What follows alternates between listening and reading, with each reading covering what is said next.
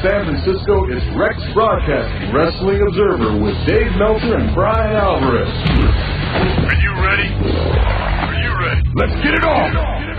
How's it going, everybody? This is Dave Meltzer. We're going to be here for the next 2 hours talking pro wrestling. We got Bryan Alvarez, of course, here, and in our second hour, we're going to have superstar Billy Graham, so we can talk about wrestling in the 70s. We can also talk about current wrestling. He's actually going to be back on WWF television, or WWE television, in just a couple of weeks, and we'll talk to him about that. Of course, we had him on just before the Don FRYE fight, as a matter of fact, and actually we got a lot to talk about his career. Of course, we got a lot to talk about currently. First hour, we want to take your phone calls on current wrestling, and there's no shortage of news on that. Bryan, how are you tonight? I'm doing good. That's good. We're going to talk, actually, right after the break. In fact, we have someone on from Columbus, Ohio, so we'll get to the tapings, the SmackDown tapings that just ended a couple hours ago in Columbus. So we'll leave that out for right now. But interesting week in WWE. We'll start with WWE, I guess. Raw was in Montreal, and there was some psychology there, and I don't know exactly what it is. I'm sure there was an attempt at something. I actually have asked people, and nobody's wanting to tell me because I think they're ashamed of it when it was all over. What a mess. Yeah, I watched that show, and my first thought when it was over was if it was the worst Raw that I had ever seen. Really? I mean, I wouldn't say that because I've seen some bad Raws. I have seen some horrible Raws, but that one was really, really bad. And it was bad because I remember when Steve Austin came out at the beginning of the show, I thought, God, these fans are always so rabid. And they killed those fans so dead. Yeah. They did such a good job of making those fans not happy that it was really amazing, actually. You know what else? If those fans actually had heard the commentary, they'd have been even more unhappy. Oh, yes. Oh, boy. And just some of the lines, comments like, you people are the only ones that haven't forgotten this Montreal incident. Yeah, they write the whole show around it. Yeah. Yeah. They'll never forget it. Yeah. They don't want anyone to forget it because, I don't know. What can I say? It does numbers every time. It did numbers, though. That's true.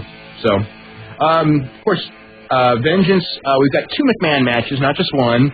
Vince against Zach moved up from SummerSlam because Hulk Hogan left. And Stephanie against Sable for our viewing pleasure. So, quite the pay-per-view. I'll tell you what, this is a horrible well, there's going to be Chris Benoit Guerrero match.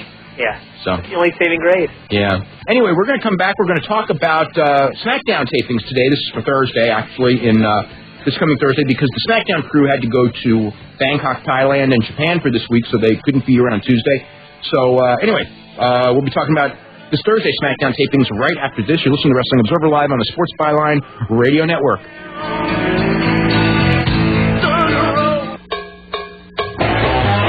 Okay, welcome back to Wrestling Observer Live. I'm Dave Meltzer, editor of the Wrestling Observer Newsletter, with Bryan Alvarez of Figure 4 Weekly, and we're going to go to Columbus, Ohio, and Ryan. Ryan, what's going on? Hey, Dave. Hey, Bryan. How you doing? Doing good. Actually, I'm from Cleveland, but I drove down to Columbus because I wanted to see SmackDown because I was disappointed with the really bad house show I got in Cleveland on Monday night.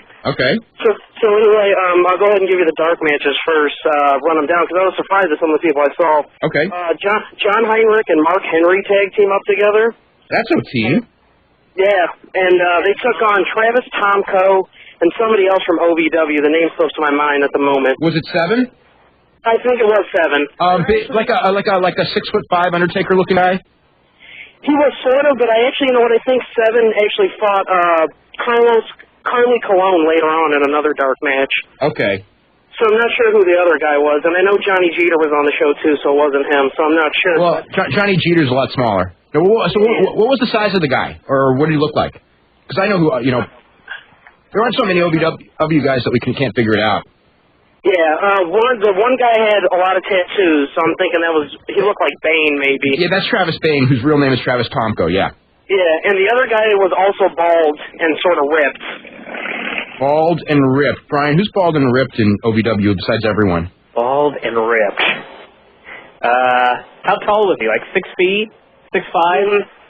Yeah, he was pretty tall. Tall, bald, and ripped. It might be Horseshoe. Yeah, it was Horseshoe. That was it. Oh, okay. There you go. All right. Go ahead. Good. Yeah. Heinrich did this really cool looking. He did like the spin-a-rooney off the Tough Enough into a leg drop. Henry lay over, which shocked the heck out of me because he hasn't been on TV in how many months? So. Well, it seems like years. Face or a heel? Yeah, he was a face. Heinrich and Mark Henry were the faces. Oh my God! What I love about Ohio Valley and WWE is they'll always bring someone up and have them work what they weren't the entire time they were in Ohio Valley. Right. So they're confused. I know. Yeah, if they were a baby face their entire career, they'll bring them up as a heel. Yeah, like Shelton Benjamin. Yep. And Charlie Haas. Okay. All right, next was the dark match between Carly Colon, which they called him Carlo Colon, and Seven. And Carlo Colon won. It was that boring chant started going, and the crowd wasn't into it. But Carlo did sort of like the Jeff Hardy twisting midair. The name of the move slips me right now, but he did one of those and woke the crowd up, and he won. Yeah. His match. It was pretty heatless, and it looked competitive, but they both need some work. But Colon looked pretty impressive for just a couple dark matches. Yeah. Okay, Velocity. We had Matt Capitelli and Johnny Jeter against the Basham brothers. And that was won by the Basham brothers. How did that go? I mean, was it good? It was a pretty good match. It was pretty competitive. Capitelli did a lot of selling because I don't think he knows too much on offense yet. So yeah. The Bashams had a lot of offense, and it was pretty heatless because nobody really knows the Bashams deal because they never did a promo explaining why they're into S&M or whatever they're into. So. Well, how about did they ever do a promo saying they're from Columbus, Ohio? They did. They announced them from Columbus, and the crowd popped. So of course they didn't go with that, and they stayed heel. Oh my God! So sad. You know, it's that hard to lie in wrestling. You know what's so funny is like, yeah, you know, Brian, you've been watching the OVW, and I always watch it, and you know, all those big guys are in OVW, and all those ripped guys and bald guys are in OVW, and watching the show, there's not a question in my mind that the best prospect in OVW is Johnny Jeter. Yeah. I mean, he just got it. And, I mean, he doesn't have the interview, obviously. Boy, he doesn't. But just about the work. He's got that thing about his work, you know, the selling and the comebacks and everything. He's really a good worker, but he's small. And since he's small, you know, if he was like a big guy, he would be in a dark match because they wouldn't want people to see him get beat. But since he's a small guy, even though he's like the best prospect in the whole territory, although they don't know that, they put him on velocity so everyone knows he's a job guy. Yep. Anyway, that's my... Go ahead. Let's see. Another match was the 100th meeting between A-Train and Orlando Jordan. Yeah, that's the feud of the year.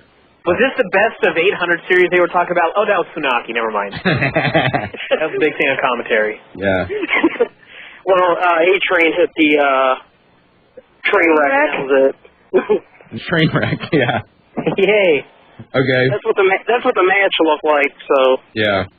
That's what's fitting. And then the end Velocity, they had Dawn Marie and Nydia, and Nydia, one of the last matches on Velocity, and Nydia, they had the storyline where Dawn Marie was playing off that Tori Wilson was being looked at by Jamie Noble, and he wasn't paying attention to her anymore, and Nydia got the win in that. It was a horrible match. Crowd pops because of, you know, the shots of the butt, but that was about it. It was a horrible match. Yeah.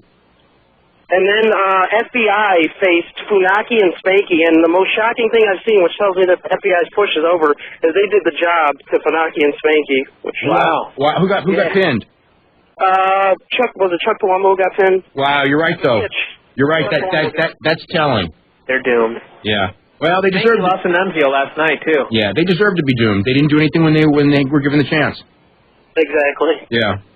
So then we start with the video package of the Lesnar match last week. SmackDown starts. McMahon opens, and he's cutting a promo about why Angle didn't show up, and he said that when he had called him back, he told him that if he had showed up, he would lose his title shot at Vengeance, and that he would be fired, or he used more Mr. McMahon type things, but basically he was saying he was fired. Then Lesnar showed up and said that he wanted a match with McMahon right now in Columbus, and McMahon said, guess what, Brock, I'll give it to you. And then he said, but not tonight.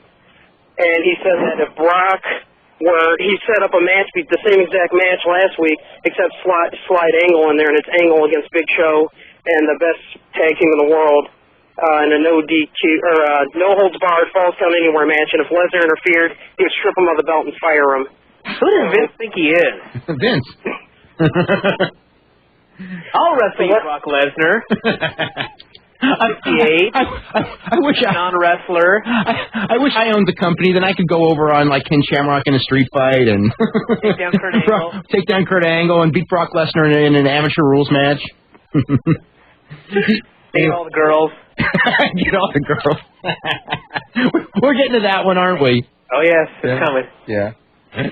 So then Brock just said, basically, Vince, I understand why you don't want me out here, and I guess I'll agree to that, basically making Brock look weak. And then Brock no, I don't believe it. And then Brock just said, Vince, instead of F5ing you tonight, all I have to say is F you, and he walked out, and that was the end of that. Yeah, that's always good to make your lead baby face, though. The one guy that the fans really believe in look like he's backing down to Vince McMahon. Anyway, go ahead. I hated it. So the next match is the Benoit against Matt Hardy match in the U.S. title tournament. It was a really great match back and forth. It looked like, I don't know, you'll probably find out something later, Dave, is that looked like Matt Hardy either broke his nose or busted his lip because he was bleeding pretty badly from the nose or the mouth. And actually, awesome finish. Matt Hardy hit about 4 or 5 side effects in the match, and he went to hit one off the second rope, and Benoit reversed it into the crossface, and he tapped. So next segment was really weird to the live crowd. I'm sure it'll play. Stephanie came into Vince's office while Vince was talking to Sable. Vince made some offhand comment where he swore he said the S word. That'll be edited off the show. When Stephanie looked at her hand, she had her hand on a lamp, and he said, "Is it hot?" And she said, "Yeah." And he said, "No, whatever." I thought it was really weird. It was pointless. And the segment was just trying to put over that Vince had Sable away, which turned out later to be in a skybox away from Stephanie to keep her safe for setting up the match for Vengeance. Yeah. Put us fans to keep us safe from that feud. Next, I believe John Cena cut a promo from a graveyard where he said that basically Undertaker was used up and dead and that he was never a dead man anyway. He just liked sleeping in coffins with dead men. And that was the gist of that. And then Cena says this is what he's going to do to Undertaker Vengeance, basically, and then he peed on a tombstone. Oh. And that was the end of that segment. Yeah. Let's see. I hope he wins, and I don't know that that's going to happen. And if he does, it won't mean a thing, so it doesn't really matter. Well, the way it'll happen, you're right, because it's not like, I know if he's going to win, it's going to take 12 guys anyway. Maybe it'll be the return of Nathan Jones. Yeah. Hey, there's a good match for SummerSlam. Okay. Okay, it may be going a lot out of order here, but this is what I remember. Next, I think Vince then came back out, and he did a promo where he alluded to everybody to look at Sable up in the skybox, and that's where she was.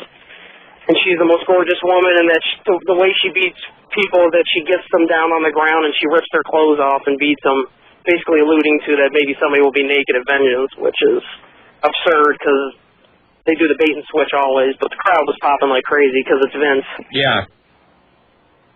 Promo got interrupted by John Cena, of all people. He came down, and he did a really funny promo, I'm not going to lie, although they were just basically...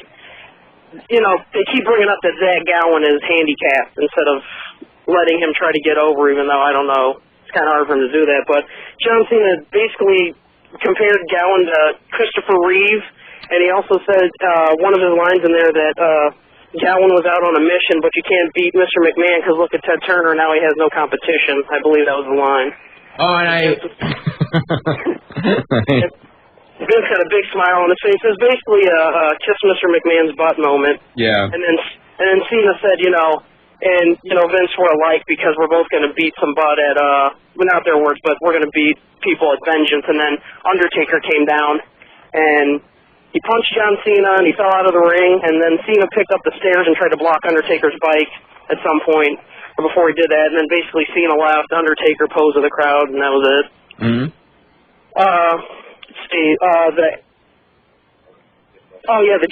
There was Jamie Noble had a match on there against Ultimo Dragon. Noble cut a promo before about how he said he was apologizing to Tori Wilson for offering $10,000 because she's so hot that she deserves $25,000 for that. And he said kind of ironic this week, Dave. What? Kind of ironic this week. 25,000. Why, am I missing something? I'll tell you later. Oh, okay. Oh, I got it. Okay, I'm sorry. It took me a while on that one. Go ahead. No, it's okay. And then Noble had a match with Ultimo Dragon. That was a pretty good match. It was won by Ultimo Dragon, where he did a a roll into almost like where he did it's hard to explain, but it's one of those lucha moves where he does a roll through and he kind of lays back on his back, kind of the wacky lucha cradle. Exactly. La Magistrada or something else? It might have been that. I can't remember at this point, but I know it was just almost a basic roll up into a bridge pin, hooking the legs after Gunn and Torrie come down and distract Noble, and that was the pin. Okay. Later on, we had Eddie Guerrero against Billy Gunn, and Guerrero, thank God, won. Jamie Noble came down actually with a chair, and the referee went to look at Noble, and Guerrero grabbed the chair, hit Gunn in the head, and then did the gimmick where he feigned like he was hit with the chair, and then he was laying on the mat, and he kind of gave a wink to the crowd, and he got up, and then he pinned Gunn. Now, did they cheer Eddie or no? Eddie was he was the second most over on the show to me, right behind Brock. They were chanting Eddie during the whole entire match. This turn has worked wonders for him. It actually has in a very strange way. No, I know, but I meant that both serious and facetiously, if that's possible. Hold on, we really need to head to a break right now. We're going to come back with the rest of this card right after this. You're listening to Wrestling Observer Live on the Sports Byline Radio Network. Okay, welcome back to Wrestling Observer Live. I'm Dave Meltzer, editor of the Wrestling Observer newsletter, with Bryan Alvarez of Figure 4 Weekly, and Ryan is on line too, on his way back from Columbus, Ohio, and the big SmackDown tapings. So Ryan, we picked up at Eddie Guerrero beating Billy Gunn. So Eddie Guerrero and Chris Benoit will be wrestling for the U.S. title on the next pay-per-view, and so there is a reason that there's at least one reason to buy that pay-per-view. So. I wholeheartedly agree. Yeah. I may be a little out of order on the show, but these are definitely all the results. Early in the show, the APA was backstage and they were handing out like leaflets to Spanky, and then they did one with a sort of funny interchange with Canyon about that they're having an APA Invitational Barroom Brawl at Vengeance, which has been added. And I guess they're just going to have guys in a bar and start brawling. That's what I'm assuming it's going to be, where APA basically will go over, is what I'm assuming, because it looked like they were just sticking nothing but jobbers in there. Because later there was a match between Sean O'Haire and Rhino, and O'Haire attacked Rhino outside and was choking him with TV cables. APA came down, and all they did were hand out more leaflets. And then they went to attack Sean O'Haire, and Farouk held Bradshaw, and he was helping up Rhino, and then O'Haire was back on Bradshaw, so he went to help Bradshaw, and then O'Haire was in the way, and he moved, and Rhino gored Farouk into the ground, and then Bradshaw beat on him. So basically the segment was trying to put over APA. But Farouk did sell the gore during the commercial break, I'm assuming, when he was walking up the aisle. But they set up that match. Later on in the show... again? I'm sorry? Tim White's bar again? Let me see. It's in Denver, so I seriously doubt it. Okay. Yeah, they did allude to that it would be in a bar in Denver. I don't think they said which one it would be. Yeah. Then we had a tag match, which was really, really weird. It was a tag match with Kidman and Ray, who are going into Vengeance as the #1 contenders, and they faced a masked tag team. They had hoods on, and I'm assuming it was the Basham brothers with hoods on and wigs, because they played videotape footage of the match last week where they beat the Bashams in the Fatal 4-Way for the shot. I'm assuming that's who it is, and maybe they'll allude to it on TV commentary, playing up who it is, but they said nothing. These guys were in masks. They rode around like Los Conquistadores, but they just had on black trunks and masks, and I'm assuming wigs, because I'm thinking it is the Bashams, but I don't know. Did they wear bodysuits, or did they have good bodies? They had good bodies. They were built. That's Probably the Bashams. Probably the Bashams, yeah. And since I saw the Bashams earlier, I put 2 and 2 together and saw the footage, and I think that's them. Well, they jobbed anyway, so I don't know what the point of the segment was. Aren't they supposed to unmask at the end of those segments? I would assume so, but they didn't. Okay. And then Kidman put Ray up on his shoulders, trying to play real babyface. I'm assuming it could set up a turn for a match at SummerSlam for the Cruiserweight title. I don't want to say anything, but that's what it looks like they're setting up. That's the direction, yeah. Yeah. We also had a match, they went for an interview with Josh Matthews right after that, up with Sable in the Skybox, and Sable had been ordering around people earlier and saying, get me my wine and all this and that, and she's like, I need a new glass of wine, and all of a sudden Stephanie McMahon was like the attendant. She's like, here, Sable, here's your wine. She poured it on her head, and they had kind of a brutal cat fight up there, although I'm not looking forward to the match at all. I don't care what they do, but they were slamming each other around.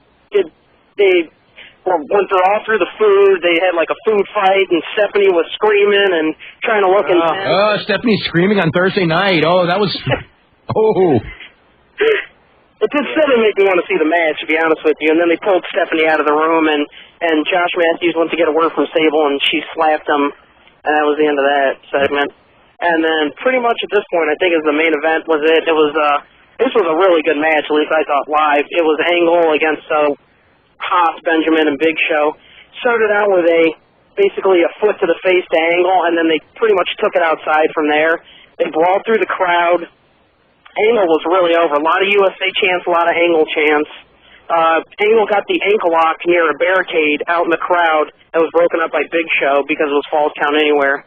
They came around up the aisle, into the ring. Angle got a garbage can lid and just smacking the heck out of all three of them.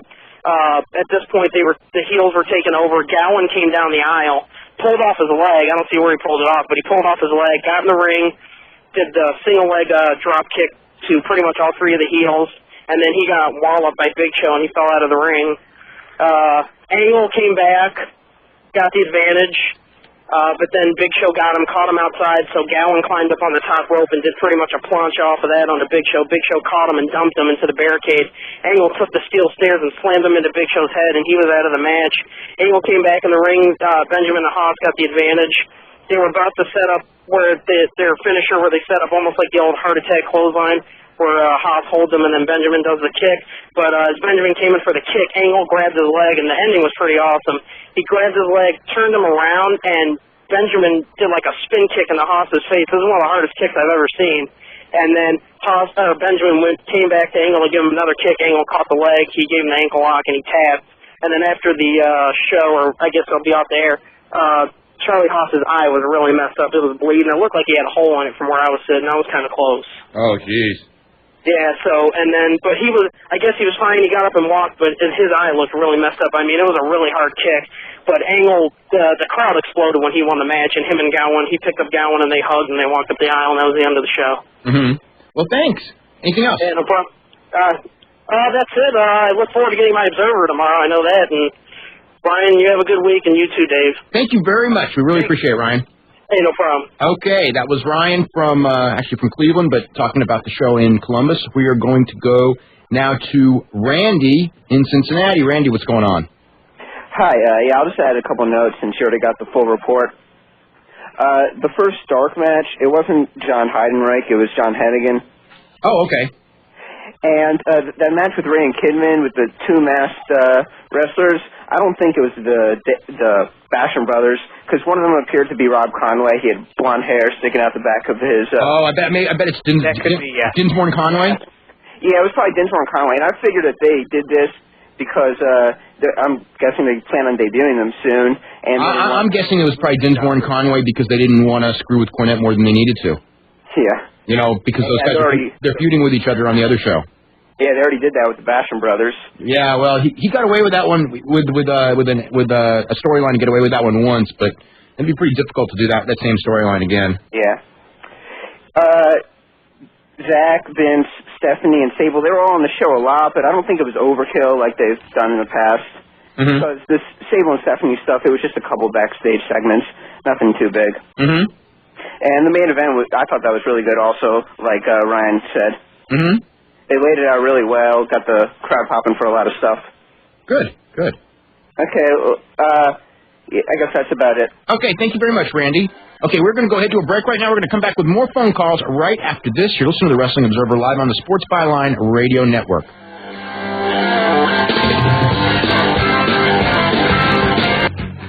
Okay, welcome back to Wrestling Observer Live. I'm Dave Meltzer, editor of the Wrestling Observer Newsletter, with Bryan Alvarez of Figure 4 Weekly. We just went through the Columbus, Ohio tapings, and this will be the show that we were talking about. Will air on SmackDown on Thursday night. They taped a couple days early because everyone is headed to Thailand. On the SmackDown crew, they're headed to Thailand and Japan for a couple of shows during midweek.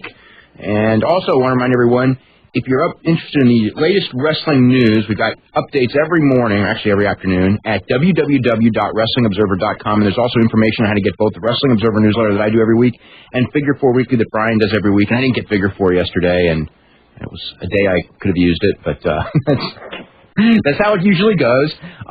But next week's Observer is going to be part 5 of the history of modern history of wrestling, and I'm looking forward to writing it. It'll cover the early '90s: Sting, Ultimate Warrior, Hulk Hogan, Ric Flair. I'm still writing about them today, but Sting and Ultimate Warrior, kind of not writing about them too much, thank God. I was strangely relieved on Saturday to see that the Observer was only 12 pages. Oh, I had to do 2 weeks of 12 pages just to recover. 2 weeks? Yeah, this one coming up is going to be 12 pages, and the week after will be huge. I've already got all kinds of ideas for that issue. Give me a break. No, I figured with the history thing, it would have to be longer. Oh, no, the history's going to be next week's, not the one I'm working on right now. Okay. The one I'm working on right now, I'll probably... No, I was relieved for you after, the 24s and the 18s. It was like, wow. Yeah. But anyway, a 5. Yeah. So anyway, for the Observer and Figure 4 for the latest news in pro wrestling, a lot of behind-the-scenes stuff that is not talked about on the Internet, and when it is talked about on the Internet, it's usually gotten wrong anyway, so... I don't know what else to say. Let's see. We should go to San Antonio and Ed. Ed, what's happening? Hey, guys. What I want to get your reaction about is something that I read on the Internet that really, when I read this, I must have sat on my computer for like 5 minutes just really being pissed off about what I read. And that's, did you read the interview with the Invader talking about Bruiser Brody? I know what he said in his television interview that was on about a week ago or 2 weeks ago. In what sense? Well, it's just the fact that they had the goal to bring up his opinion on somebody he murdered. Yes, wasn't. That's... I think the feeling was, and this is not to defend anyone because he did murder the guy. IWA does a Bruiser Brody Memorial thing every Thanksgiving, and there was a lot of people in that dressing room that did not want Invader in. A lot. And it was a close call, and he got in. Basically for a retirement thing. He's only going to work a few more shows. And I guess the feeling was they wanted him to... you pretty much can't ignore it. You know what I mean? So they tried to address it, and they tried to address it in some way possible. But it's, that's one of the ugliest stories in wrestling is the whole Invader thing in that, he murdered a guy. Yeah, that was lower than anything the WWF. Oh, it's not even close. Wait, he murdered a guy, and then he came back to wrestle as a babyface, and booked. He even booked, and even while he was gone, they turned him back babyface on television before his trial. It's really, I'll tell you, when you really look back at that whole Invader thing, it's a real. It really, I've learned over the years as far as wrestling goes that there really is no depth that it can go, and I think that Invader really, the whole Invader situation, the fact that he's still, here it is 15 years later and he's still in wrestling, and really, it just tells you there's, you can do anything in wrestling, and the promoters won't care. Yeah, well, I hope, like you say, it is his last run and he just goes away. Yeah, well, this should be his last run. He's 57 years old. I don't know how much longer he can stick around. Okay, and I also want to ask another question. I shouldn't have said that, should I? Anyway, so go ahead, Ed. And I just finally got to see the Randy Couture Chuck Liddell fight. Yeah. And I was wondering, are you getting the feeling that Tito's not going to go through with this fight because he was such afraid of Liddell? Tito's going to go through with this fight. Tito thinks he can beat Randy Couture. I don't understand why he was so afraid of Liddell because I haven't seen all of. They trained together, and that's with both guys, right? Yeah, Tito's trained with both guys, and Tito had the fear of God when he trained with Randy Couture. With Liddell, he did not have it when he trained with Couture. So he's not afraid of Randy Couture. He was, it'll be said in different ways, but he didn't want to fight Chuck Liddell.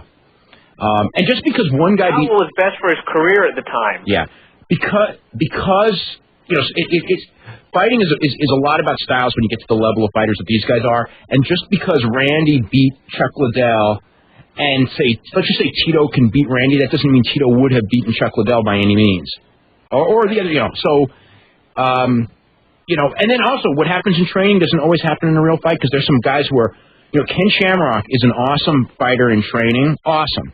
But somehow in real fights, he's not as awesome. And Frank Shamrock was never an awesome fighter in training, but in real fights, he never lost or very rarely lost and beat guys that everyone thought he was going to lose to. So what you do in training, it's not a real fight, but it does get in. But what happens in training, if you train with a guy and he's just got your number and he's just whipping you, it gets into your head, and evidently that's what happened with Tito and Chuck Liddell. Okay. And if I could just ask one more question about Superstar Billy Graham. Yes.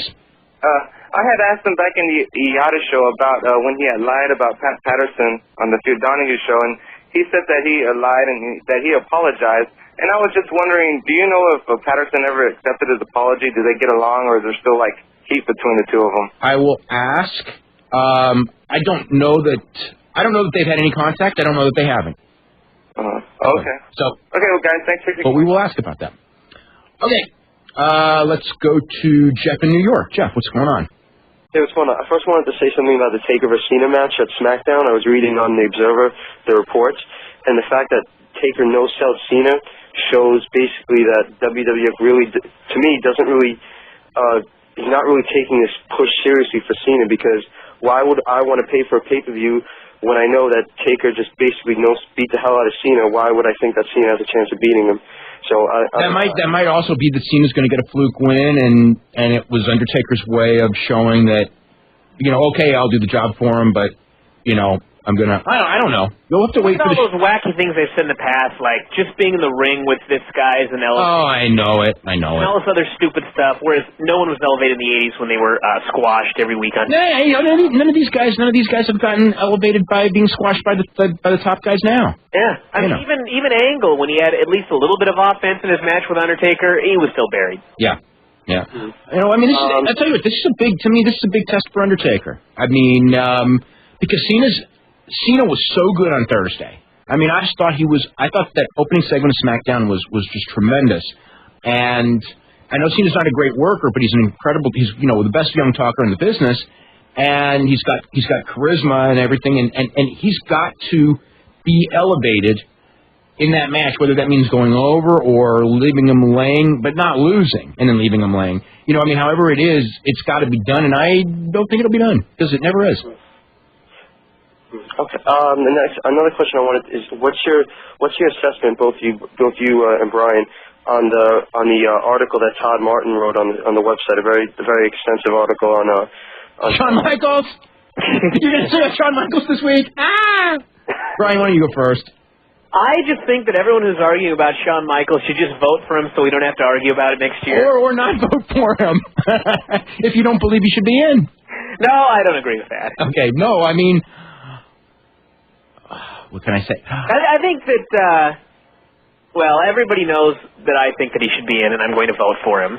And I don't know, it's just like I can only argue so much until I would start thinking that there's something wrong with me. Yeah. Does that make any sense? Yeah. I mean, Todd Martin worked really, really hard on that article, and as did the people refuting it. As did the people refuting it. Too hard, because that's all I can say. Too hard, because I think I don't think it's that complicated. That's all I can say. I think that if you think that Shawn Michaels was an excellent worker, a Hall of Fame caliber worker, and that's enough to overcome some of his negatives, then he should be in. And I think it's that simple. And if you don't think that he was that excellent, then he shouldn't be in. And my thing also about the Hall of Fame is this, and Dave runs the Hall of Fame, but I think that when it was started, in fact I know this, it was not supposed to be a chore. It was supposed to be something fun. Yes, it was. It was supposed to be fun every year. Wait now, and this is not just about Shawn Michaels. This is about a lot of arguments I've read about various people.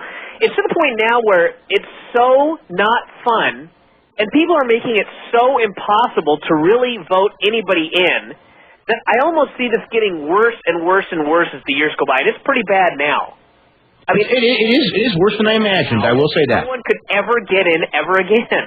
I know, because one of the things is, no one's going to have, I don't want to say no one, but no one's going to have the career like Ric Flair and Hulk Hogan had. It's impossible. They're not going to have the longevity, and you only have 2 territories. Even though Hogan and Flair were both national figures for years, but it's just people's. I just don't think you're going to be seeing guys like that because if somebody was like The Rock, they're going to be gone. So the longevity thing isn't going to be there. I don't know. And I think there's also too much comparison between guys that were inducted from different eras, trying to compare them to the guys from today. Because everything about wrestling today is so different than it was even 5 years ago, not to mention 10 and 20 and 50 years ago, that trying to make a case for somebody today or make a case against somebody today, comparing them to somebody from the 70s or the 80s is totally absurd. And although that is something that is done regularly in baseball. This isn't baseball. No, but baseball's changed a great deal, too, and people still make those. I mean, that is the same arguments that I hear in baseball. But I don't know. I mean, I think that the guys who are slam dunks are going to get in, and we'll have to wait for some other guys. I don't know. I mean, there's some good candidates this year. I don't think that there's any.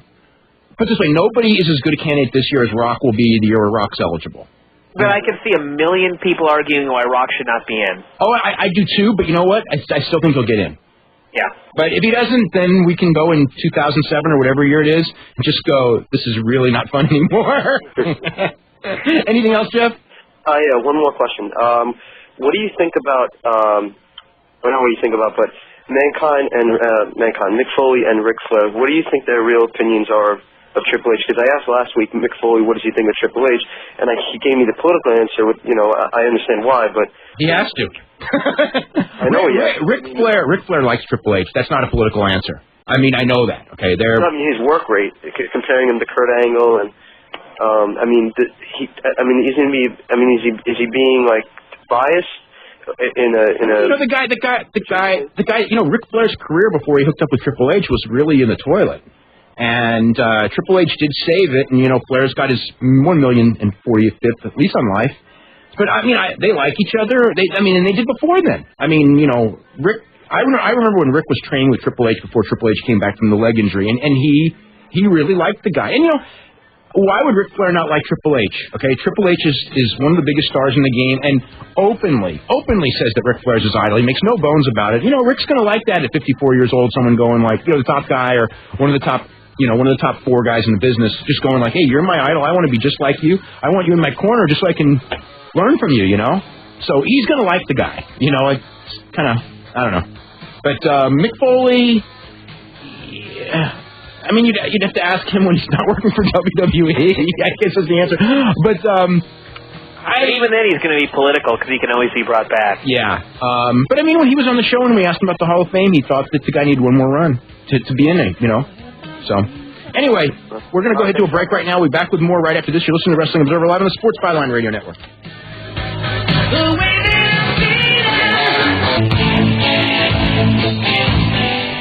Okay, welcome back to Wrestling Observer Live. I'm Dave Meltzer, editor of the Wrestling Observer Newsletter, with Bryan Alvarez of Figure 4 Weekly. We're going to have Billy Graham in the second hour. We're going to go to Kyle in St. Paul. Kyle, what's going on? Hey, guys, what's up? Not too much. Hey, Bryan, I love you, man. I love the newsletter, but I got to say I would never vote for Shawn Michaels into the Hall of Fame. Sorry. That's fine. Usually we agree, unless you're picking MMA matches, too, but on that one. All right, so I'm watching the June 1st Noah show today. I got a question. Do you mean June 6th or June 1st? Or do you mean March 1st?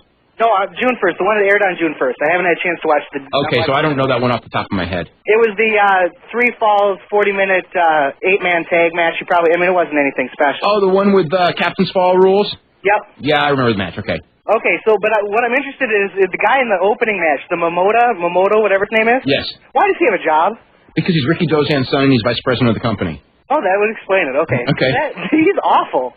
Well, he's like 60 years old. Well, I know, but I mean, I figured you expect better from Noah. Like you said this week, how would Hogan do there?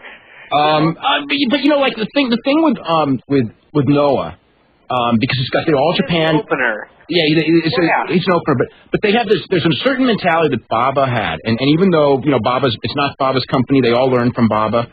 And that is these guys like Haruka Egan and Mitsuo Momota and Rusher Kimura and these guys, they have jobs for life. You know, that's one of the reasons these guys never, you know, they're loyal, because they know that as long as there's a company, they will have a job, and they'll just be put in opening matches, and they're warm-up matches, and they don't do much, and they just do comedy, and that's just the deal.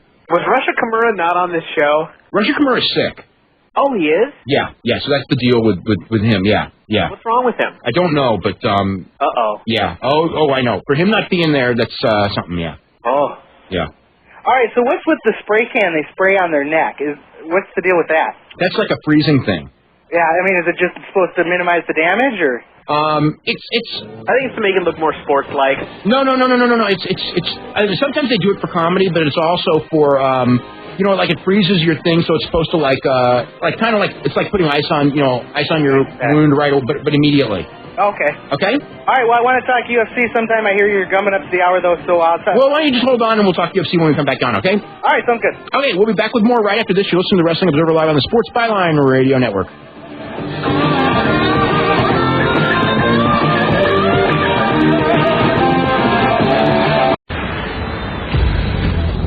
Welcome back to Hour 2 of the Wrestling Observer with Dave Meltzer and Bryan Alvarez. Are you ready? Are you ready? Let's get it on! Okay, welcome back to Wrestling Observer Live. I'm Dave Meltzer, editor of the Wrestling Observer newsletter, with Bryan Alvarez of Figure 4 Weekly here for the second hour. We're going to Billy Graham up in about 5 minutes, but we're going to go back to Kyle in St. Paul. Kyle, what's going on? Hey, well, Dave, I was calling in while you guys were talking about Tito and Randy and Chuck, and I want to just get your thoughts on that quickly. What do you think Tito's chances are with Randy? Pretty decent. Yeah? Yeah, it's, my head still tells me Tito's going to win. Really? Because I don't know. I think that he's faster and younger. Yeah. Even though if the fight is a tough fight, I'll favor Randy because I think Randy's got the more guts. Definitely. And it may be a tough fight. I have a really hard time with that one because I could certainly see. I don't see that one very clear. Put it that way. But I'm kind of favoring Tito. I think he's quicker. Yeah, I mean, Tito's definitely faster, but I think having 10 months off is going to seriously hurt him. Well, I'll tell you, what is going to hurt him, and in a sense, it almost makes me think I'd probably pick the other way, and I'll probably go back and forth on this one between now and September anyway. Yeah, as soon as I heard it, I mean, and after that fight, I thought for sure that I've never doubted Randy's going to win that. I mean, I could end up being wrong, but when the fight was over with Chuck, I thought the same thing. Yeah. Okay, the one thing is Tito just got off doing a movie. Right. Okay? And that's a good recipe to lose. Yep. I mean, because look at like Lennox Lewis, remember? Mm-hmm. It's the same thing. It's like, you live that good life. Boy, living that good life is not good for a fighter. I mean, and it hits everyone. Plus, every fighter, and we just saw with Chuck Liddell on the last one, every fighter goes through this period where they think that they're it. And that's the fight. And they always lose the next fight, or usually lose, or they get stunned or something. And this may be Tito's fight for that. And certainly he's against a guy who, if he's not 100%, that guy's going to beat him. And I think this is definitely the toughest guy that Tito's fought since he matched up with Silva. I mean, he's faced. I think for Tito he's tougher than Silva. Because I think he is for sure. Because he's a better wrestler. Because Tito beat Silva only through his wrestling, right. And he's not going to have as easy a time with the wrestling as Randy. I mean, Randy, when they lock up, when they do the lockup, that's the part that Randy's going to own. Right. Because of the Greco. It's still been a couple years since Tito's had a tough fight like that. Is my point. I mean, that's right. And Randy can go in a tough fight. We saw it with Hizzo and with other people. Yep. So I think that's going to fighting guys like Elvis Sinisek is going to come and haunt him in the end. Yeah. Well, Tito's never fought anyone in UFC that can match him in wrestling, and this may be the guy. Yep. I can't wait to see it. It's going to be a great show. Okay. Thanks so much, Kyle. We'll be back with more right after this. We'll have Billy Graham up in just a couple minutes. You listen to Wrestling Observer Live on the Sports Byline Radio Network. Okay, welcome back to Wrestling Observer Live. I'm Dave Meltzer, editor of the Wrestling Observer newsletter with Bryan Alvarez of Figure 4 Weekly, and our guest, who is up right now, is Billy Superstar Graham. How you doing, Billy? Hey, how's it going, Dave? I'm doing great. I'm actually doing fantastic, man. We have not had you on this show, except for when you called in with when Don FRYE was on not all that long ago, but we haven't had a chance to talk to you on your own in a long, long time, and your life is absolutely, totally different from the last time we talked to you on the air. You had a liver transplant several months back and saved your life, and You know, you stared it right in the face again, and that wasn't the first time. And I don't know, you probably feel, from what we talked about, you feel better than you probably have in 25 years. Oh, yeah, it's an absolute miracle. I tell you, when your liver goes on you, your whole body goes on. Your health is in the gutter. And it's an absolute miracle, the turnaround. I just an hour ago, I got back from the gym and had a fantastic workout. I've been training 7 days a week, really, here in Phoenix, and my strength is coming back. It's actually a miracle. The turnaround in my health is really phenomenal, Dave, and I'm so thankful for it. Hey, you know what I'd like to do? Before we get a little bit further in, I would like to make a comment, if I could, on your readers' pages. I really enjoy that segment of the Observer, and I just want to say one thing about make a comment about a reader who wrote a paragraph concerning, about 2 weeks ago, concerning the Road Warriors and their maybe lack of faith in God because they were wanting to work for Vince. And the writer of this paragraph mentioned, well, first of all, he withheld his name. I don't know. Well, he or her withheld their name, and it mentioned that he himself, the writer, mentioned that he has been to Sunday school himself enough to know that if you're trying to be a devout Christian and a man offers you a job, you'll run the other way. And I just, that's a very interesting a topic as of late because of the guys trying to, be Christians. And I would just like to comment that, 3 weeks ago today we had a Christian athletes conference that just ended 3 weeks ago today on the 23rd of June. And Shawn Michaels was here, Sting was here, the Road Warriors, the Tonga Kid was here, Hector and Chavo Guerrero, and just a lot of the guys. And the reader, I don't know why the reader who wrote this statement about the Road Warriors may have something against them, because he didn't mention the fact that Sting is a Christian and was trying to get a job with Vince. If he reads the Observer regularly, he would know that. And also that Shawn Michaels is making a Christian stand, obvious by the cross he wears on his shirt. And Shawn Michaels again. They're still. I'm sorry. These folks are still wrestling, and Shawn Michaels right in the thick of it and trying to serve God. So you can't do it. And I think the thing that the guy was writing was maybe because of the adult content in the shows. But that's something you have to live with. And the bottom line is, I just talked to Hawk yesterday, 30 minutes after he walked in the door from Japan, and by the way, Vader broke his nose over there, and it's all over his face, and his eyes are black and are swollen shut. But he's happy to be back, and I bet. Real happy to be back. And he said that Animal really got his neck hurt by the guys, not the Japanese guys, but the green. The Shane twins? Green, huh? The Shane twins? I guess so. The two big, like 290-pound guys that they wrestle a lot. Yeah. Yeah. And Hawk said he had to tell them that if they kept hurting him, they were going to have to hurt him. So it was a funny deal. But Hawk, I just like to, for the record, Hawk and Animal, and I know Sting's convictions, and Shawn Michaels, and even a lesser-known name, the road agent, one of the road agents, Terry Taylor, a close friend of mine, really trying to serve God and work for Vince at the same time. And so it can't be done. And the bottom line is, these guys need a job. Yeah, that is. There's nobody else to work for, you know. It's weird about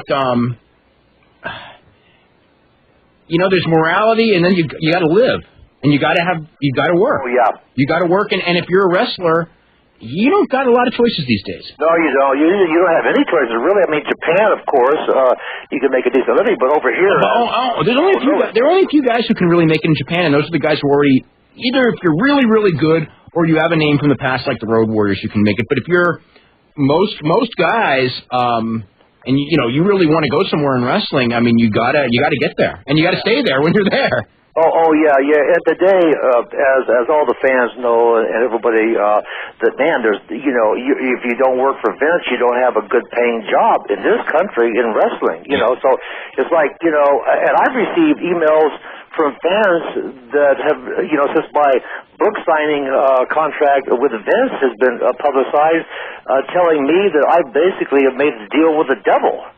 And it's it's funny. It's funny about that because. Realistically, it's that or there's no book, right? Oh, yes. I mean, you could have self-published it. There is a chance, but as far as a book that is going to get noticed or anything like that, again, I mean. Well, yeah, the bottom line is Vince McMahon owns the biggest book publishing company on the face of the planet. Or he's tied to it. But yeah, he's with them. Well, sure. So and so it's like, man, I was going to originally self-publish and sell my book on the internet because I wasn't fortunate enough to get a publisher. And so Vince is going to publish my book, his company, Simon & Schuster, and it's a tremendous opportunity for me. And it's not going to affect my particular morality or my beliefs in God. I'm as convicted as Shawn Michaels or Sting or the Road Warriors or anybody when it comes to that. But I see an opportunity, an economic opportunity that I would be a fool to turn it down. Yeah.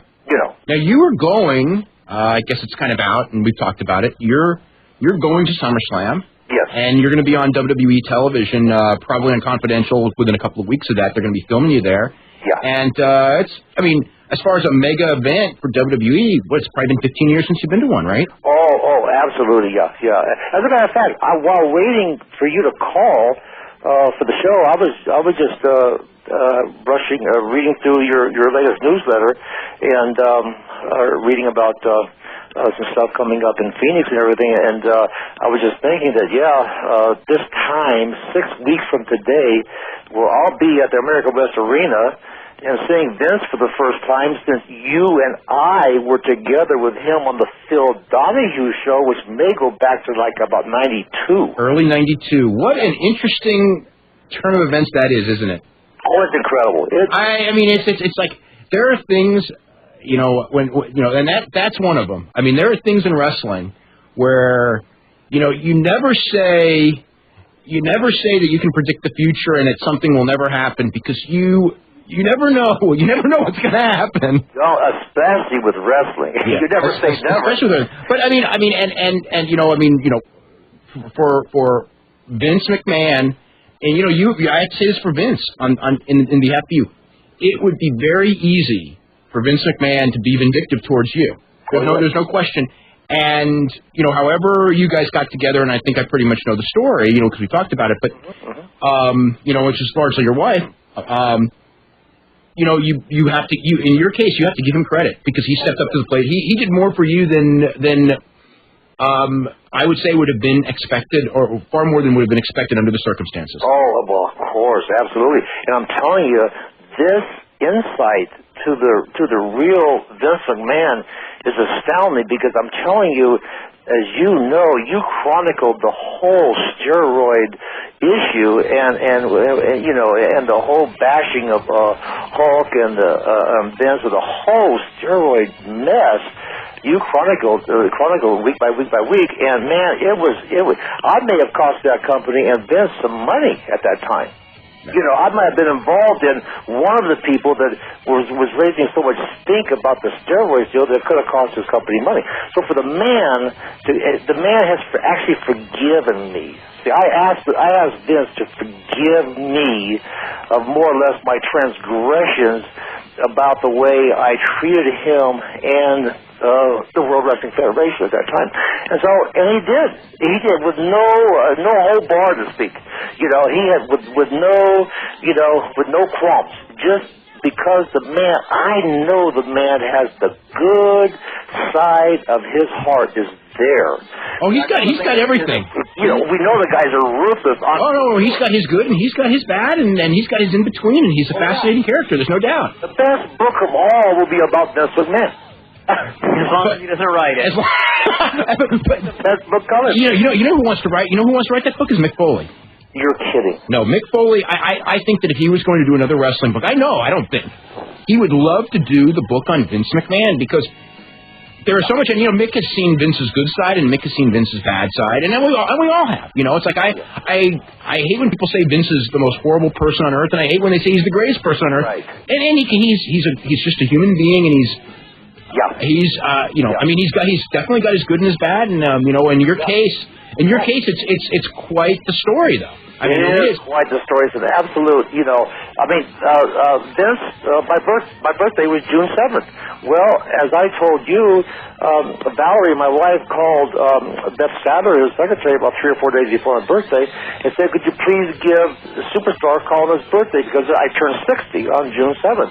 And Vince called me. Yeah. In the afternoon, he gave me a call to wish me a happy birthday, and he was sincere. Oh, yeah. Oh, it's incredible. I mean, the man, on paper, at one time was a billionaire on paper. Yeah. This guy doesn't have to make amends to anyone. And he doesn't have to give Superstar Billy Graham a book deal, with offices in New York, Toronto, London, Tokyo, Sydney, Singapore. That's an incredible deal. See? Yeah, we got to head to a break. We're going to be back with more Billy Graham right after this. You can also call us at 1-800-878-PLAY. You'll listen to the Wrestling Observer Live on the Sports Byline Radio Network.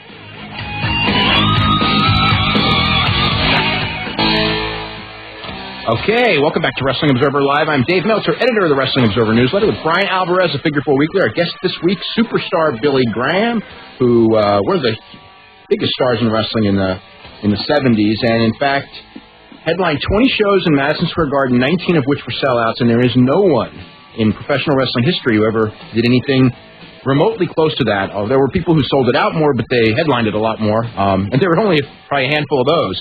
And it's an amazing track record looking back on it, because you and I talked. There was a time where we thought Rock was going to break that record, and it ain't happening. Yeah, it's an amazing thing. But I tell you, I was talking to Dusty Rhodes the other day for the first time in maybe 15 years.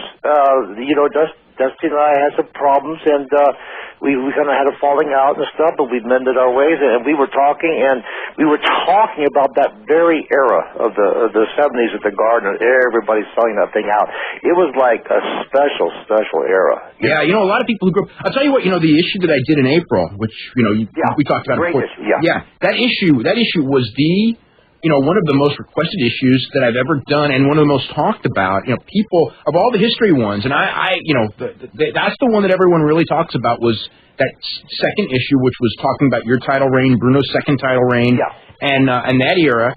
And one of the things, I think there's a certain fascination of, WWF always had the babyface champion forever and ever, and the heel champion was just a guy to hold it for a couple of weeks, and there's just transition guys, and to an extent you were, because the day before you got 6 months before you got that, whatever it was, when Vince told you were going to get it, he told you when you were going to get it, he told you when you were going to win it, when you were going to lose it. I mean, he had the whole thing.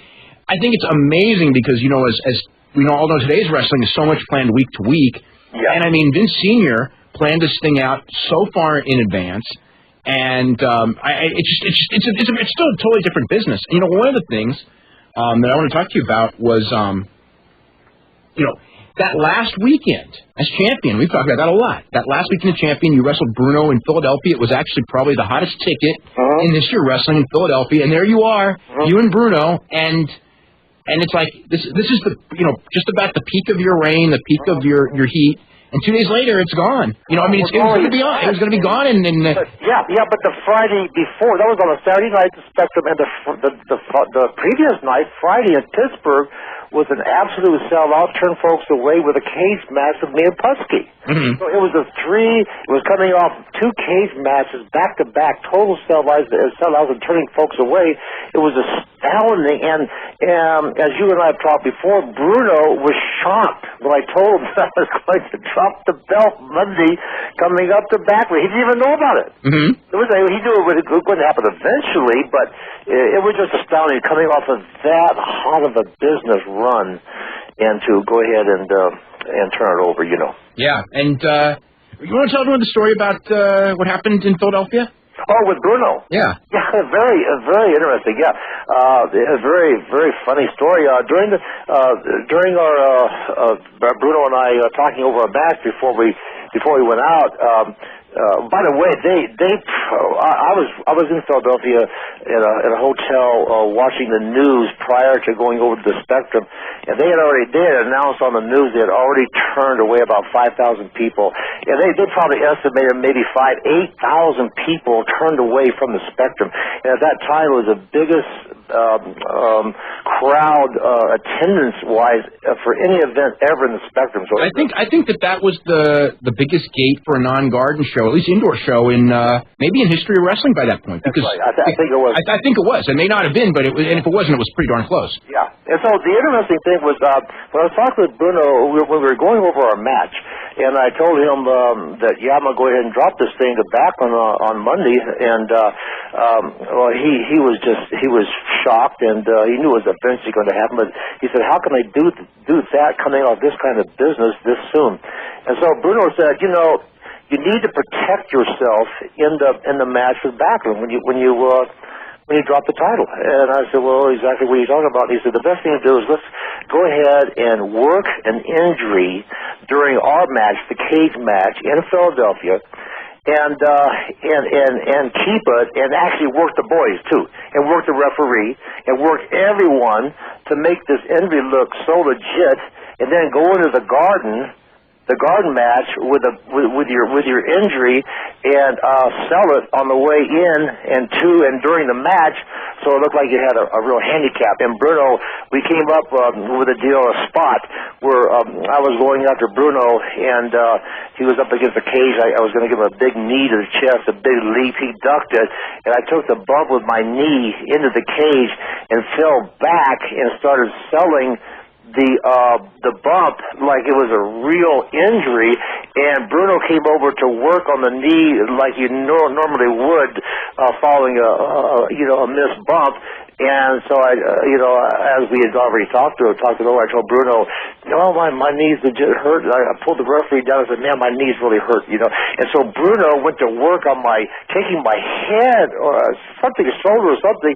So all of the boys knew that I was hurt because you're going to stay with the injured knee, in the business. And so we sold it. We sold it that we kayfabed even the boys. And I did go in to the garden and the next following Monday, and limping badly, selling the left knee, and Gorilla Monsoon, Vince Sr. told Gorilla to wrap that knee as tight as he could, and then he went over and told Backlund to immediately attack the knee as soon as the bell rings. So that's what happened. Monsoon taped my knee so tight I could barely even step up into the ring, and I tried to limp, but Backlund came over and immediately attacked the knee. So it was all in vain, really. But that was the scoop on that. Yeah. Now, when's your book coming out? The book, we're scheduled. We're not actually scheduled yet, but talking with Margaret Clark, we're looking at about a August, September, or October release. Mm-hmm. Next year. Yeah, next year. Yeah. Wait, got any thoughts as far as going back? Okay, going back on your career. Well, I know that you probably have you accomplished a lot, but at other times, do you have any regrets about what you could have done, what you should have done, things you would have done differently? Oh yeah. Huge regret about not being turned babyface instead of, and that's not really a regret. That was their decision, not yours, because you wanted to. Yeah, that decision wasn't mine. Yeah. That I should have been turned a babyface because I already had tons of folks turning to the Superstar Billy Graham T-shirts and posters, which were unheard of at that time, and stuff like that. So that really wasn't my regret, but it was really the most unfortunate event that really has happened to me in the business that I actually regret that did not happen. Mm. Making that babyface change, which I knew I would have been a monster babyface, making the switch. Yeah. The people were just ready for it. They basically loved my gimmick, the tie-dye, the big arms, and the rap, and the whole deal, the whole package. They actually liked it because it was very entertaining. That's why. So that's a major regret of something that didn't happen. Would you? As far as influence, are you close friends, or do you talk much with Scott Steiner, who obviously was greatly influenced by you? Oh, is this a caller? No, it's Bryan. Okay, Brian. Oh, Brian. Hi. How you doing, Brian? How you doing? Oh, well, first of all, Dave, thanks a lot for having me on the show. I really appreciate it. So Brian, you were talking about. We really need to head to a break right now. We'll talk about Scott Steiner, and I think we should talk about Scott Steiner and Jesse Ventura and start getting the phone calls right after this. You'll listen to Wrestling Observer Live on the Sports Byline Radio Network.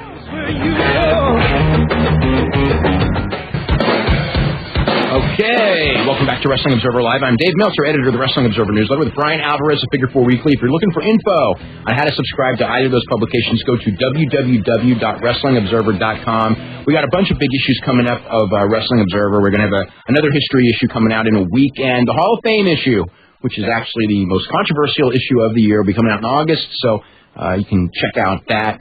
Every issue's got all the news of the week, and Figure 4 is the most entertaining read that you will have on pro wrestling anywhere. I totally urge you to get a subscription if you don't have one already. We're going to go to Tom. We're going to talk about some other stuff, but I'm going to go to Tom in Atlanta really quick. Tom, what's going on? Hi, Billy? Yeah, how you doing, Tom? Very good. Good. I was wondering, when you came in that night into, I guess it was Madison Square Garden with and working the boys with that knee, when you told Vince Sr., did he, know you were trying to, try to work him and he just, he just didn't care? Oh, that's a good question.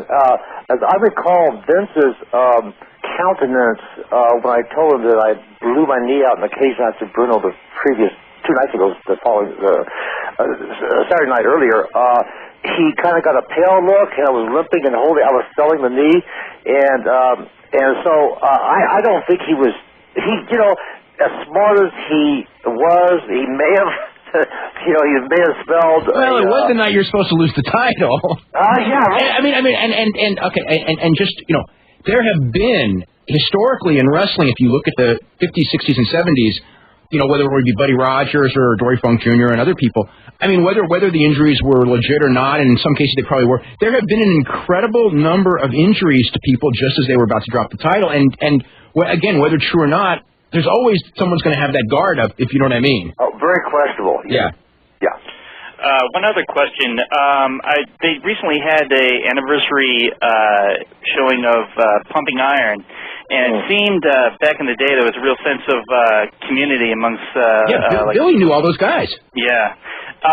Did you do... was there a sense of community in terms of just partying after, you guys worked out? Or were you so were you so into the competition aspect and attaining your goals of, winning titles? I see what you're saying. Really, there wasn't. I was training with Arnold and all those folks about that time, and I had gone to a few other contests with Arnold and before Pumping Iron, and there really wasn't that big of a camaraderie or that big of a cult guys who just hung out.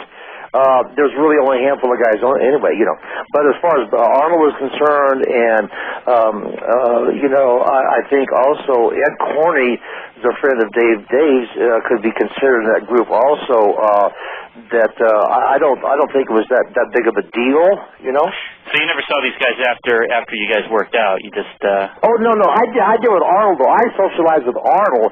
Arnold took my daughter home from the hospital because the night before my daughter was born in Santa Monica, the fans in Long Beach destroyed my car. I didn't have a car to take my daughter home from the hospital when she was born in Santa Monica. So Arnold drove me down and took my daughter home. And so, no, Arnold and I were very close friends and still are. Yeah. So you'd vote for him then, right? I'll vote for him, but he's not going to run. The guy's not going to give $20, $25 million a movie to live in Sacramento. Right. All right. Have a good night. Billy, consider doing a audio version of your book too. That'd be great. Yeah, that would actually be a really good idea. Sure. Take care. Okay, thanks very much. Okay, Billy, right before we went to the break, we of course talked to Bryan, and he was asking about if you knew Scott Steiner, and also as far as Scott Steiner, Jesse Ventura, Steve Strong. I mean, there's a lot of guys, Hulk Hogan, obviously, that, emulated you, that went on to different degrees of success in wrestling and out of wrestling. And, have you ever spoken to Scott Steiner? No, as a matter of fact, I'm hoping the guy is at SummerSlam. Well, he will be. He will be at SummerSlam. Huh? He will be at SummerSlam. Okay, well, he will be there. I mean, barring an injury or Right? Yeah, barring an injury, sure. Because I want to meet the guy. I'm a huge fan of his physique. Obviously, yeah. The guy is incredible, and I can't wait to meet the guy. Well, I can't wait to meet Triple H and the whole crew. I've met none of these people. Just Ric Flair. And Rick, I haven't seen Rick for years. Yeah. Since the early '90s. Yeah. So, yeah. Of course. So no, Scott Steiner, the guy's bodybuilder. I mean, I'm a, Yeah. And and I guarantee that people say, "Oh, you influenced Scott Steiner." Well, I didn't influence Scott Steiner. He's a bodybuilder. Yeah. I never looked like that. I don't think you could look like that in your day. I don't think it was possible. Yeah, I mean, it's he could be ready for Mr. Olympia in a couple months. Yeah, I mean, like wrestling obviously has changed greatly. Like in leaps and bounds since your day, in different ways. Some ways, maybe not for the better. I think that the interviews maybe. I think the guys, just because they had more practice, I think the guys probably were better interviews in your day. But in other aspects, it's changed. Bodybuilding is a different world. Yeah. I mean, I don't know how close, if you've seen any contests lately or pictures in magazines, if you ever glanced at them. But oh yeah. I mean, it's amazing and scary. It is very scary. These guys look like they've been put together by a factory. I mean, it's incredible, and way out there, and it is scary. I mean, I don't know what's going on, but I have a good idea. But nevertheless, just like Scott Steiner, people, knock Scott Steiner. I've heard fans say, well, because he's doing such and such to enhance his physique. Well, I don't know exactly what he's doing to enhance his physique, but the guy is spending the time in the gym. Yeah. I mean, that, Dave. You got to spend. You've been in the gym. You're a bodybuilder. You know what it takes. I was a bodybuilder. Yeah, you were. Come on, make a comeback, Dave. Make a comeback. Brian is a bodybuilder. No, Brian's a training wrestler.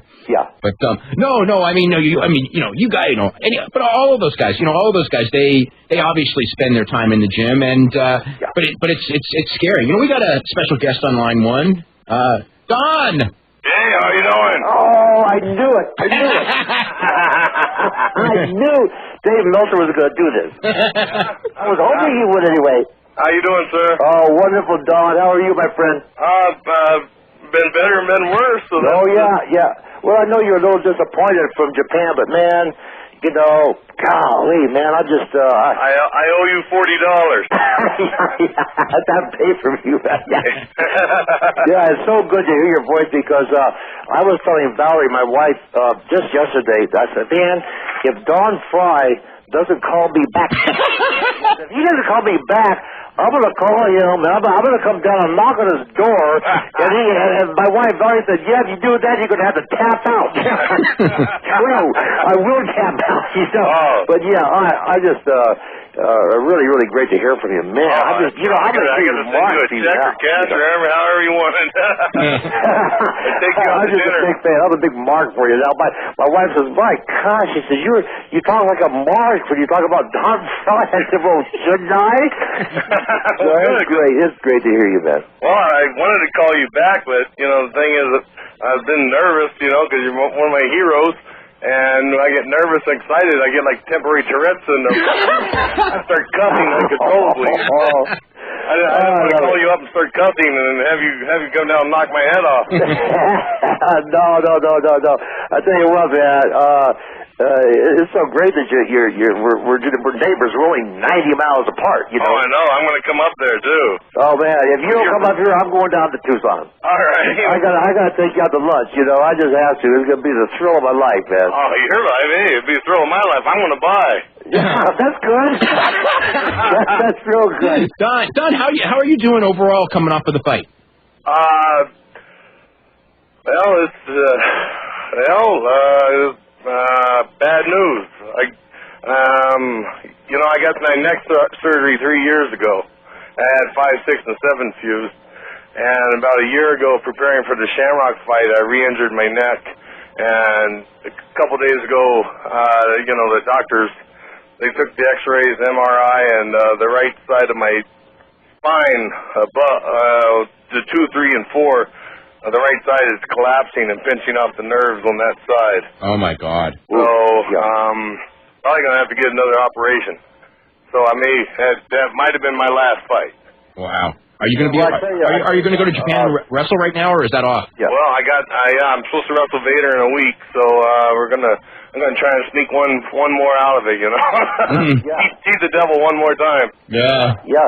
Well, I tell you what, I have a collapsing spine. That's been diagnosed by the best orthopedic surgeons in this country that I've seen, spine specialists. And it's from all the of course, the bumps that I took in the business, compound fractures of the vertebrae. Right. So, and I've probably lost at least 3 inches in height because of the compression of the vertebrae in the disc. So, I hope that doesn't happen to you. Because I'll be as small as Dave if I lose in weight. Oh God. So I hope it doesn't. I really hope. Are they talking about fusing it? Yes, sir. Yeah, they fused 5, 6, and 7. I got a steel plate in there, and so they'll probably end up doing the same thing on the 2, 3, 4. Yeah. Now that shouldn't. That was maybe your last fight. Well, then, are you going to be like turning pro into the business, into wrestling? I don't know. I have no idea. Whatever it's going to depend on the outcome of the fight. Yeah. I mean the fight of the operation. Yeah. Yeah, it'll be a fight, all right. Yeah. It'll be a fight, all right. But I have one more fight left on my contract, so if they force me to keep my word, then I'm obviously going to keep my word and try and cheat the devil one more time on that too. Yeah. Do you want to fight Yoshida, or is there anyone in particular you want to fight? Somebody easy. Good answer. Yeah. Somebody can't reach my neck. How about bringing Tank Abbott back? He's due for a good whip. Yeah. I think everybody's whooped him already. Yeah. How are your shoulders, Don, after your shoulder operations? They come out pretty good, I guess. But they took a bunch of scar tissue out and some bone spurs and a couple bone chips, and that came out real well, but I guess the recurring injury on the neck is what the problem is now. Don, is that injury from amateur wrestling, pro wrestling, fighting, or was it just wear and tear from everything? Probably a combination of everything, that and having the weight of the world on my shoulders, Yeah. Yeah, well, I tell you what, Don, I've got a neck injury, and it pinched a nerve going down my left side, and to my deltoid and my left tricep and my left pec. And when I first pinched that thing 25 years ago, my tricep dropped, my pec dropped, and it was a nerve. It has never been the same since. Wow. Yeah, but you're still the man. That was I guess the thing I You're still the man. Because that was. I don't know about that, but I tell you what, I'm gonna meet a lot of men. Hey, you know what we ought to do? You ought to come up here during Survivor Series. I mean, the SummerSlam, the 24th of next month, and go to the arena with me and my wife Valerie. Alrighty. Just get up here and let's get together, and you and I will walk in that building together. I don't know if I'm a really welcome person in WWE territory. That's right. Vince has got a forgiving heart, man. Especially when you're with his favorite wrestler from his childhood. I'm with Billy Graham, We got to head to a break right now. We're going to come back with a little bit more with Don Frye and Billy Graham right after this. You're listening to the Wrestling Observer Live on the Sports Byline Radio Network. Okay, welcome back to Wrestling Observer Live. I'm Dave Meltzer, editor of the Wrestling Observer newsletter with Bryan Alvarez of Figure 4 Weekly, and we've got both Billy Graham and Don Frye here. Billy, before we get back to Don, I just wanted to ask you this. Someone asked me this in the first hour to ask you about this. Have you spoken to Pat Patterson in the last 10 years? Man, no. Okay. I wrote Pat Patterson a letter. And a matter of fact, a fan from the Bay Area sent me a ton of photographs of Pat Patterson and I together, and I copied them and with Rocky Johnson and the studio matches that you remember seeing. Sure. And I wrote Pat and sent him the photos, but no, I have not heard back from Pat. You know. Okay. I'm hoping through this that I'll be able to see Pat again and talk. You know. Yeah. Don. Yes, sir. Yes. Do you have a surgery date, or is that kind of up in the air right now? We haven't got the surgery date yet, no, sir. Okay. Yeah, that was my question. I was wondering if well, Don, you have one match left on your contract, even though your back is bad and everything. I mean, do you still have to fulfill the contract obligation? Are they what, sir? Do you still have to fulfill this last match obligation under your contract, even though you're getting ready for a back surgery? Yeah, you know, superstar. If I'm a man of my word, I'm a man of my word. Yeah. Oh no, I understand that. You know, you're a man of character. You know, yeah, gee whiz, it seems like you know, facing a definite back surgery that you know you're going to have the fusure. Right. You seem like you'd almost take a buy on it. Oh well, you know, I've got 10 more months to fulfill that contract. Oh, I see. So I can, you know, I get the next surgery here in the next couple weeks, and then I see. Okay. Be back within 3-4 months. Right. Okay. And let me tell you one more thing. When I called and left that message, yes, sir. You know, I was really nervous. You know, and I said, "Why are you so nervous?" You know, I said, "Well, man, this guy's a legend. This guy's a legit legend. I'm a working legend. This guy's a real." And then when I left the deal, I said, I don't want to call him too soon after he comes home from Japan, you know. And I was talking to Dave, the host of this show, and he told me that you were going to probably spend a week in Hawaii, you know, and everything. And then I was counting the days, and I said, my God, man, what am I going to do? I was getting antsy. I want to talk to you, but I didn't want to call you too soon, you know. And so I left a message, and I was talking to the host of the show a couple of days ago, and I said, I left a message with Don, you know, but maybe he's out of town, you know. It's like, I'm not going to call back. I'm not going to bug him, you know.